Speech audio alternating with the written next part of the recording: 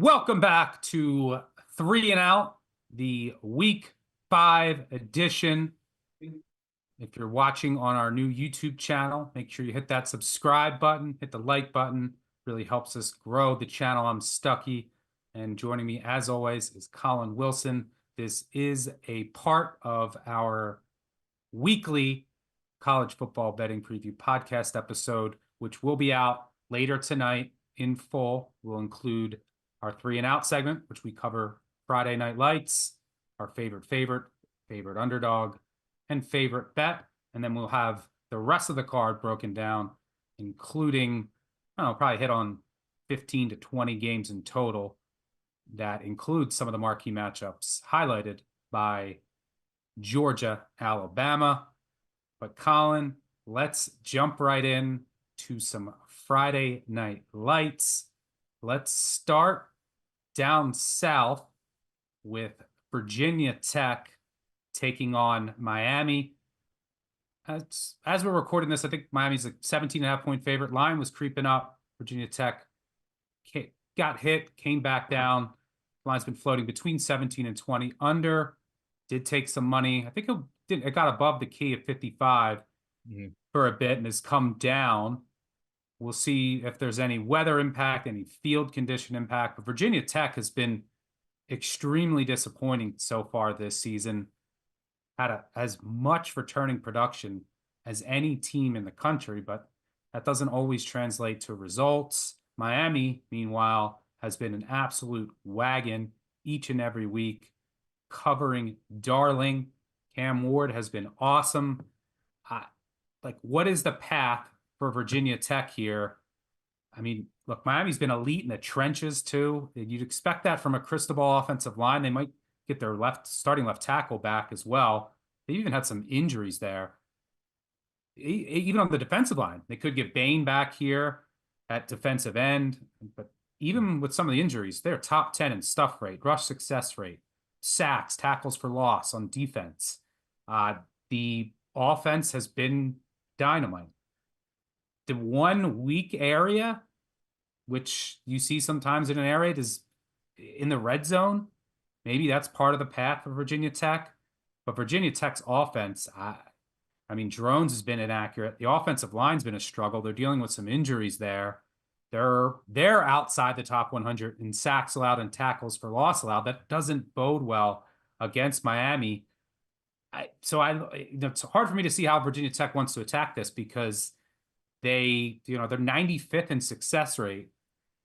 They're not really having much success on a down-to-down basis. They have hit some explosives. I think they're top 40 in explosiveness, which is an aggressive Miami defense with some questions in the secondary.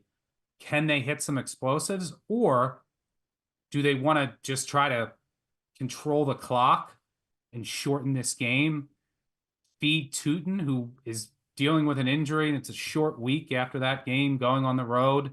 So I don't know what the best path is here for Virginia Tech. Their run defense was good last week, but they just sold out to stop Monungai, and then they got beat over the top. I think they really missed Stroman at safety. True freshman's getting some snaps there. So this Virginia Tech team, it's struggle bus city, but is this the time to potentially buy the dip, sell high on Miami? What are you seeing here? I don't think so, because when you look at the resume that Virginia Tech has so far, the two teams that have beaten is the offenses and defenses of Rutgers and Vanderbilt. That's really tough to swallow to think that they can cover this number. Now, there is a path to covering this number. I make it 17, and I'm just kind of looking at 19 thinking I make a case for Virginia Tech. Well, this is one of the worst offenses in all of the Power 4 teams right now in terms of success rate. You mentioned what they are. It's bad on the ground. It's bad through the air. They're 115th in havoc allowed, and that's going up against a Miami Hurricanes defense that is second in the nation in creating chaos. So that's already bad news for Kyron Drones, who's completely taken off anybody's dark horse Heisman list that they had back in August. You can expect a heavy rushing attack coming out of Virginia Tech. Bashal Tootin, he's going to be a part of that attack with Drones on the ground. But the Hurricanes, if you look in their numbers, they're top 15 in line yards and stuff right on defense. That means they're controlling the line of scrimmage. So even if Virginia Tech has a 3rd and 2, they're not going to convert. And You Yeah, know, that's the strength of this Miami Dade. Two really good linebackers as well. It's like you can't. It's their front. Yeah, I feel like you have to come out. The way to beat this Miami team, you need a team that with a good offensive line to control their pass rush mhm. and a consistent passing attack to really test that secondary. And that's not Virginia Tech right now. Yeah. I think you have to have a Tennessee defensive line type performance to get past this Miami offensive line and get some pressure on Cam Ward. I don't think Virginia Tech has that. There's one other path for Virginia Tech to try to cover this number, and that's to get Miami out of standard downs because right now they are just dominating in standard downs, and Virginia Tech is not on defense. Like they're allowing everybody to move the chains. The Hokies they've been able to generate a little bit of a pass rush, but you have to get into passing down situations to get that pass rush to work. And I just don't think you're going to be able to do that right now. Miami is 12th in standard down success rate. They're just moving the chains at will. Third downs heavily favor the Canes here. First in conversions in the nation, and they're eighth in third down 64, defense. Yeah. 64% on third downs. Going back to 2020, the highest single season third down conversion percentage, I believe, was in 2020 with Alabama when they were at like 58, 59%. Miami's sniffing 65%. Yeah. Yeah. So the case to be made for Virginia Tech is you have to get Miami's offense into passing downs. I don't have faith in that. You have to get the running game going with Tootin and drones and their zone read. I don't see that happening. You have to get through Miami's offensive line and get some pressure on Cam Ward to generate some havoc. I don't see that happening either. I think there's a reason this number has flown through everybody's power rating of 17 up to 19, 19 and a half. And I think the buyback is because there's just simply math guys out there that stick their numbers. So I don't think there's any reason that anybody can legitimately say that Virginia Tech has a really good shot to give Miami a scare and easily cover this number. It doesn't look good up and down the stat sheet. Yeah, I'll be watching this total weather and field conditions. I was so close to pulling the trigger and it got hit. I do like the under at 55 or better. That 55 is obviously a key. I Mhm. think Virginia Tech's going to try to shorten this game. Maybe there's a little bit of regression on third down for Miami, just natural regression. APR's got to have a big day rushing the pass of Virginia Tech. He's been doing that well. But third down regression stops in the red zone, force Miami to kick field goals. And it's just hard to see this Virginia Tech offense taking advantage of the Miami secondary, which is the weakness. So, yeah, I would look at the under, especially at 55 or better. But let's move on to the second game on Friday night between Washington and Rutgers, a Big Ten matchup. Uh, Odd to say. I think first meeting between these two since 2017. I think Washington went to Rutgers in 2017 and beat them handily. But this Rutgers team is different. Undefeated on the year, coming off that big win at Virginia Tech. On the surface, tricky spot for Washington. They're going across the country, all the way across the country on a short week to take on this Rutgers team. Washington, look, they completely turned over their roster. They do have one loss on the season in a close game, a rivalry game against Washington State.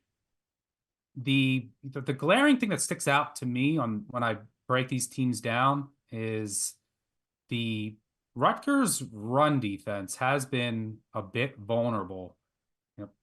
Outside the top 100 in some metrics. Ken Washington, you look at the Washington offense, they haven't been great running the ball. They have a pretty good running back in Coleman, Will Rogers at quarterback, a couple good weapons in Boston and Jackson. Offensive line still has some questions. Some of the transfers I think have hit on the defensive side where they turned over a lot. I like their secondary. But what do you see here? I think I saw you on the Action Network app. You have a play here on the Huskies. You're fading your beloved Scarlet Knights, huh? A week after they made us all some cash, I'm going to go ahead and go against Rutgers here. The handicap for me started with the fact that I make this game Washington is like a 1 point favorite, not as an underdog here, even traveling cross country, and you consider in home field advantage. I liked Washington here, and this is not Virginia Tech of last week. This is a very buttoned up defense with the younger Belichick in charge there. Washington right now is number one in PFF in tackling. And they're also number one in defensive passing success rate. Not that Rutgers is going to come out and light the world on fire from a throwing perspective, but Washington has been great against the pass. They're also top 15 in defensive finishing drives, meaning if Rutgers does get a drive past the 40-yard line, they're probably not going to get a lot of points. But I think that is further increased by the fact that I don't know how many times I saw Rutgers get past the 40 against Virginia Tech, and they just went completely conservative last week. They just are a very conservative offense. And I think that's going to make it even easier on Washington to stop a lot what Rutgers wants to do. Now, the defense for Washington, they haven't given up any explosives, like any rush explosives whatsoever. Rutgers isn't good at rush explosives. They can rush the ball, but they're not going to get chunk yards. They're 122nd in rush EPA. And the Rutgers offense stalls, conservative. They're 19th in quality drives, which means they're methodical. They can get it down the field at a very slow pace, but they're having serious issues getting into the red zone right now. It was a problem against Virginia Tech. I didn't know at the end of that game if we were going to get the cover or the win, all the money that we had on Rutgers last week. Right now, they're 108th in red zone offense. It seems to get very conservative and very predictable the closer they get to the goal line. So I think that's all in play here. And the Washington offense just has major advantages here on paper, especially in the rushing attack you mentioned with Jonah Coleman. 5.4 yards after contact.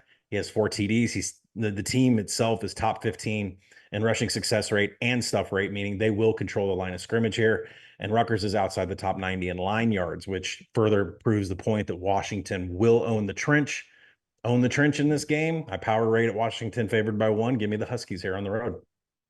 I'd look under here as well. I think especially if this gets to 45, I think both these teams profiles under teams. I think Washington will go more run heavy here. Still don't really trust the Rutgers offense. Last week, for Cali McManus hit some throws, but that was because Virginia Tech was just selling out to stop the run. They're still going to be run heavy. They're still going to be conservative. So I think this profiles as a lower scoring game, maybe like, let's call it 21-17 without any flukes or defensive scores. By the way, trivia question for you. Steve Belichick, the defensive coordinator, I think has done a good job so far at Washington. Can you name the connection between him and Greg Schiano? Did Schiano coach at the Browns? And we're going into the NFL territory. I don't know if there's a Belichick Schiano. No NFL. This is college. Steve Belichick was his long snapper at Rutgers, I believe. I did not know that. Yeah, I think he played lacrosse for 3 years, but then played football his last season, and then was the long snapper, and then also was like basically a part-time coach, like helping out on the sidelines too, with Schiano. So little side storyline there. But let's move on to second down and talk our favorite overdogs. For those new here, that's our favorites. I'm rolling with Penn State, going with the Penn State Nittany Lions at home in primetime against Illinois. This number might seem high in a matchup of 2 ranked teams, but if you're curious, in matchups of 2 ranked teams, favorites of 17 or more historically, 40-23 against the spread over the past 20 seasons, 63.5%. And you have Mr. James Franklin as a favorite. He's 71-43 against the spread, covering by over 4 points per game, 65% when laying double digits. Want to throw that out there because it does matter with Franklin, because if he's up 14 late, I think he does know the number, might go for another touchdown here. But I show value in this number, and I like it for a number of reasons. Look, Illinois is better than I projected. The late addition of Zachary Franklin's been huge. Him, Pat Bryant, give them a dynamic duo at wide receiver. Luke Altmaier has played better. Have I fully bought in yet? No. I mean, he has 10 touchdowns and no interceptions, 4 big-time throws, 4 turnover-worthy plays. He's gotten away with some throws. I think Penn State now should have a fully healthy secondary. Some guys dealing with some bugs last weekend. They can guard these receivers. And by the way, Altmaier, what did he have? 4 picks against Penn State last year. Illinois still can't run the ball. And not sold on their offensive line. Penn State should win in the trenches. And while this Illinois defense has improved, the defensive line is not getting any pressure. I'm not sold on the linebackers. The secondary's played well. And I like the great Scots, what I call them, the 2 Scots. But this is a Kotelnicki offense that just roasted this Illinois defense last year. What did they have? 570 yards, I think, in that game. And, Kotelnicki's close with Lance Leopold. Illinois already played Kansas. Yeah. So I'm sure he got a lot of intel there. But I think this Penn State offense can put Illinois in the spin cycle with all of their misdirection. Drew Aller's playing really well.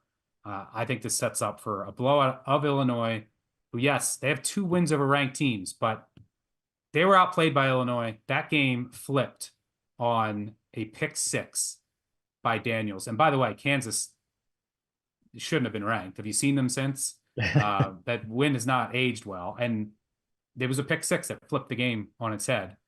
And they won the turnover battle in that game. And then they win a coin flip against Nebraska. Again, another play that flipped that game is an incredible interception that basically took 7 off the board for Nebraska. Like literally a stolen interception with one hand. Nebraska misses a field goal and they win in overtime. So, if either one of those results is flipped, I think this line is 20, 21, where it should be.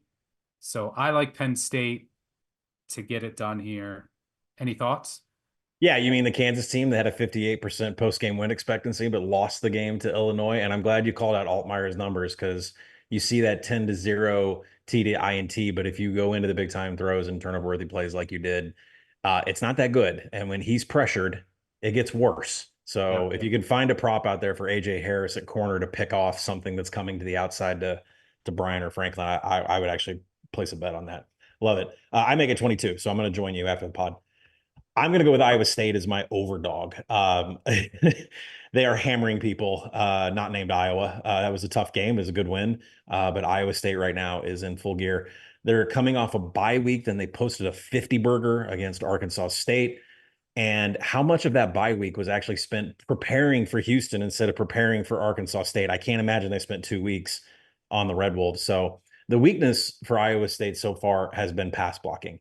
They've had 17 pressures on Beck over the last 2 games. That would be against Arkansas State and against Iowa. But Houston is 130th in generating a pass rush. So if the only weakness that Iowa State has displayed so far is that people are getting to Beck, Houston's not going to be one of those teams that's going to be able to get to him.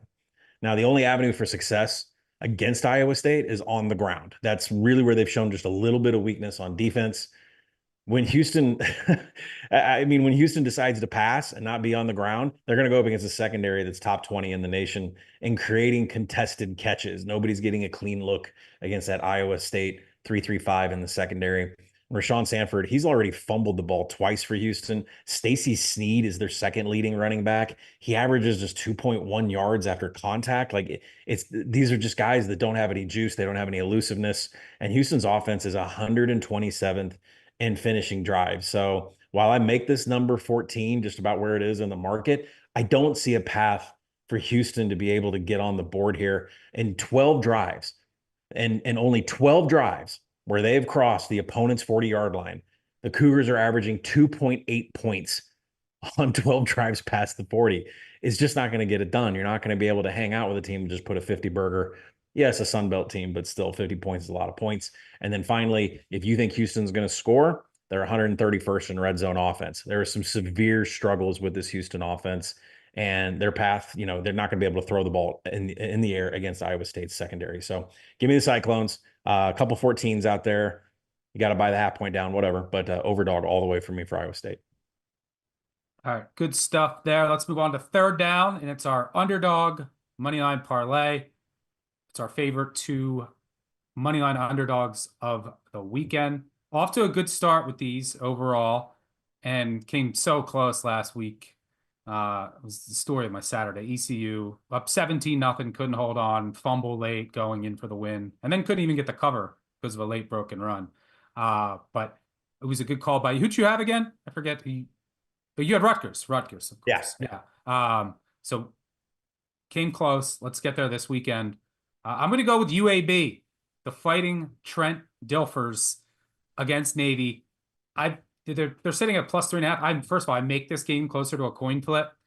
Navy has taken some money, pushed it out past the field goal. I don't think that there's compared to other games, there's a reduced chance this game ends between 1 and 3 because Navy, number one, has kicking issues, and they are more likely to go for it on 4th downs than other teams. Now that I said that, Navy's gonna win by 3, of course. But look, this is a tough spot for Navy. I don't usually factor in spots for service academy teams. They usually just show up, handle their business. But look, off that huge emotional win over Memphis, they have Air Force on deck, which is an important game for them. UAB's off of a bye. And what does that mean? They had 2 weeks to prepare for this unique offense. And Navy has some new wrinkles. Well, now UAB has 3 game films of what they're trying to do. And I do think that UAB's short passing attack can have some success against this Navy team that the secondary is not great. I mean, yes, they beat Memphis last week, but it wasn't because of their defense. They allowed, almost 700 yards of total offense. So this defense can be got, a couple 4th down stops here or there. UAB should be able to move the ball. I thought the Blazers were pretty impressive. They looked awful against ULM, but showed themselves well at Arkansas. Like a game that's, a result that's aged pretty well. Arkansas should have won at Oklahoma State. They won at Auburn, even though they probably should have lost. So I like the Blazers at home against Navy. Where you headed? Well, taking teams going against teams that just had huge upsets has really paid off. You think of Northern Illinois losing to Buffalo. You think of Navy beating Memphis off of Florida State. Like it's really paid well. I'm going to stay in the state of Alabama, but it's not going to be anything to do with South Alabama or the Crimson Tide. I'm going to go with Auburn, and I hate it. I hate every second of this because I never wanted to back Auburn with any money. But a slew of injuries just hit the OU availability report. Came in last night. Who's playing receiver? Exactly, right? I mean, Nick Anderson out. Andrell Anthony doubtful, might as well be out. Deion Burks questionable. He was in and out of the game against Tennessee. There's essentially no weapons around here for freshman Michael Hawkins Jr. to try to get the ball to. It's going to be the Michael Hawkins Jr. zone read show, and I don't even know who's going to help him run the ball. So, this offensive line continues to fail in creating rushing lanes for everybody on the ground. We saw that problem whenever Michael Hawkins Jr. would go and get a drive against Tennessee and get into scoring position. They just could not get anything done. And I don't expect that to change for the offensive line. Oklahoma right now is 121st in quality drives. That means, can you create a drive with 10 plays or over 3 minutes or get 50 yards? And the answer is no. They're one of the worst in the nation. I don't think that's going to improve with a freshman quarterback that doesn't have any weapons. Yeah, Auburn had a 94% post-game win expectancy against Arkansas. They had no business losing that game. 7.1 yards per play. 14 turnovers so far on the season. They're -10 in the turnover margin. That is near dead last. They're just ahead of Temple and Louisiana Tech. So will there be regression to what is one of the worst turnover margins in all of college football? We should see if they can do that. But Auburn lights up the scoreboard when they can pass. If you look at the games where they've had a lot of success, it's because they've been able to throw in the air. And they should be able to pass against this OUD. I mean, they're outside the top 75 in coverage right now. Their opponent passing success rate, they're outside the top 75 in that too. So everybody's been able to get something going in the air. You should expect to see Peyton Thorne come back. You should expect to see Keandre Lambert-Smith have a huge day right now. He's at 3.8 yards per route run, which is almost double the bar that we set to say that you're an explosive target out there. And OU's 81st in giving up explosives. So Peyton Thorne will be back.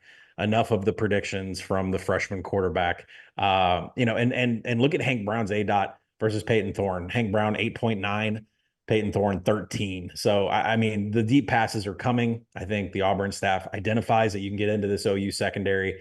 And I don't think OU has a. They're just really struggling to score right now, and they've lost all their weapons for a freshman quarterback. So as much as I dislike the Auburn Tigers, I think this is a great spot to back them as an underdog at home. All right, a pair of Alabama teams playing in the state of Alabama, going to Fighting Trent Dilfers and War Eagle as our underdog moneyline parlay. Before we get out of here, yes, we always go for it on 3 and out. So we have 4th down. That's our favorite bet of the weekend. Give me Western Michigan. Going to my beloved MAC against Marshall. First of all, this is a great spot on paper. They are coming off a bye, which means they might get healthier. might get their all MAC center back, which means their all MAC guard can move from center back to guard. Their all MAC receiver, I think, is going to make his debut, his season debut in Womack. Could get Buckley back from injury as well. They were just ravished by injuries against Ohio State. Showed really well against Wisconsin. Had a chance to win that game before a punt hit a player, and it was just a really bad break. This is a team that returned a ton. I thought would be a sleeper in the MAC. I love their defensive line, which I think can have success against this Marshall team. Marshall still, I think it's going to be Stone Early. Got banged up a little bit last weekend. So did Braxton. I mean, there's a chance it's Pennington, but I think Stone Earl will go. But they've been like rotating quarterbacks. It's not in love with this Marshall roster. And while Western Michigan was getting healthier off of a bye week, before that they played, I believe, Bethune-Cookman. So, I mean, this team should be well rested, well prepared. Marshall, meanwhile, is off back-to-back road games against Virginia Tech and Ohio State. And now they come home to host a MAC team. You got conference play on deck. So, bit of a potential fatigue, sleepy spot. Give me the Broncos on the road. I think they win outright.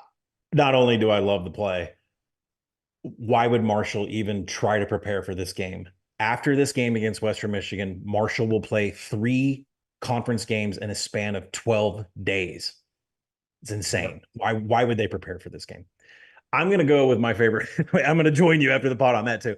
I'm going to go down to UCF, my favorite Big 12 team. Please don't tell Iowa State. I'm going to take the team total over against Colorado. I do not see a path for Colorado to have any resistance to what Central Florida does, especially in the ground game. The bounce house is going to be rocking. UCF is coming off of a bye week. They are completely healthy. There was some health concerns 2 weeks ago. Those players played. They should be completely healthy now 2 weeks later. This is the 5th consecutive game for Colorado. Next week, they get a bye week. I love it when teams are on like their 5th game and they're kind of crawling into a bye, which Colorado desperately needs. When you go into the X's and O's, you see that UCF heavy run rate, like Service Academy run rate, 73%, all inside zone read, all in between the tackles with KJ Jefferson, RJ Harvey. And if that 1-2 punch wasn't enough, Penny Boone and Miles Montgomery are each averaging 3.8 yards after first contact or more. It is gross what this team can do on the ground. And if you're not prepared to defend it, you're going to get eaten alive. Colorado, 83rd defensively in stuff rate. We get down to 3rd and 2. We get down to 4th and 1.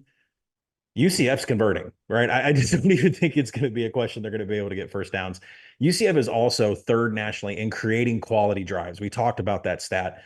50 yards, 3 minutes. Does it end in a score? They're one of the top teams nationally in creating scoring opportunities. They've only played 3 games. They've had 29 drives go past the 40-yard line. This UCF offense is a machine, just like Gus told us. KJ Jefferson is the best player I've had to run this offense since I've had Cam Newton. So, this is the number 1 team nationally in passing down success rate. If you're going to get UCF behind the chains, they've been number 1 at getting first downs. Both teams like to play with a little bit of tempo.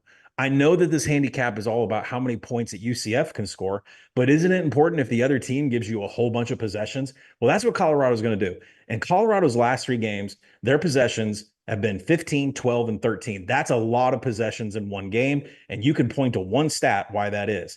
They're in the top 30 in 3 and out on offense.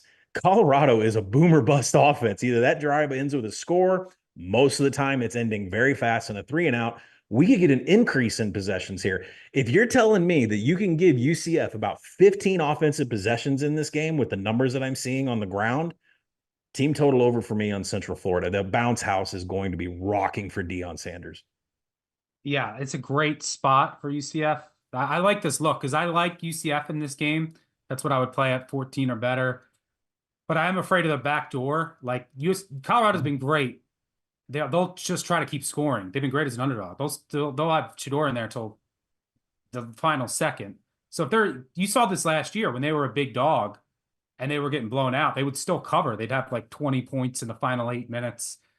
UCF, Gus doesn't take his foot off the gas sometimes, so maybe you don't see that here. But I am a bit concerned there. But on the surface, great spot. UCF off of a bye, and Colorado off of an emotional win in overtime, now traveling across the country into heat and humidity, which into one of the best home field advantages in all of college football. the way for this, and the way that you kind of outline this is how I see it playing out. UCF's just going to have third and manageable like all day. They're going to be able to sustain drives so much easier than Colorado is. Colorado's going to hit some pass plays. The weakness, they're not going to run the ball at all, which means if there's a couple incompletions, you're going to have some third and longs. There's probably going to be some sacks. The Colorado offensive line is not good. The UCF defensive line is good. And they probably have some sack regression coming their way. And Shedeur at times holds on to the ball too long. So that's just good. There's going to be many more drive-killing plays by the UCF defense than the Colorado defense. And I think that's ultimately the difference. Colorado should have some success through the air. That is the UCF weakness. They're secondary. They've had a starting safety out. They're relying on an ETS. Like the guys getting the playing time are like an ETSU transfer, a UAB transfer, an ECU transfer. Like these aren't, in at least in prior seasons, Power 4 caliber players. So you saw that with TCU. TCU threw all over UCF. So I think Colorado's offense will have some success with Sanders and that receiving core, but they're just going to have too many drive-killing plays, and I just don't know how Colorado gets the stop. So, yeah, to kind of avoid the back door, the team total over is probably the way to look. Do you have a number you play that up to? The team total, I'd probably go up to about 41.5. And there's been some battle in the market between 65 and 62. So I expect this team total to bounce. Just make sure you try to get the best number. But let me end on two stories. One, I can't imagine Gus Malzahn is watching these shenanigans of Shedeur Sanders trying to throw bombs at the end of the game and thinking, I'm not going to let that happen to my team. Two, a few years ago, Gus Malzahn was at Auburn and the point spread against Arkansas was 30.5. With 20 seconds left in the game, up 31-3, Gus Malzahn kicked a field goal with less than 30 seconds left to cover a spread of 30.5. I have never forgotten that for the rest of my life. These shenanigans of Shedeur and Dion, what they're doing, trying to score at the end of these games when it doesn't matter at all. I think Gus has seen that. And considering prior history about when Gus like had a beef with Arkansas because of, the hiring, and I'm not going to get into all that. Let's just say he knew the number. You're kicking a field goal with 30 seconds left to cover a 30.5. He knew the number. I am trusting in Gus here in this game all the way. Yeah. I mean, Gus has done that. The Kent State game. Remember the Kent State game? Yeah. When it was they scored, they were up 45-6. I had the under. I lost the under in that.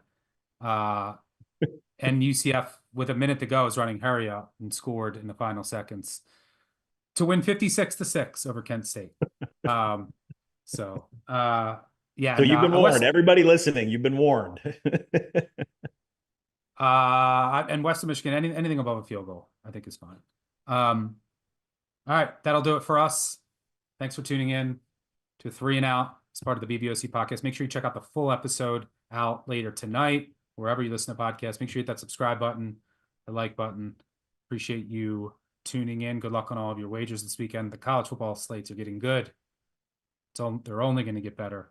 We'll see you same time next week, 6 p.m. Eastern on Thursday. And we will be back for the live show, 10:30 a.m. Eastern, right here on our new YouTube channel. Cheers.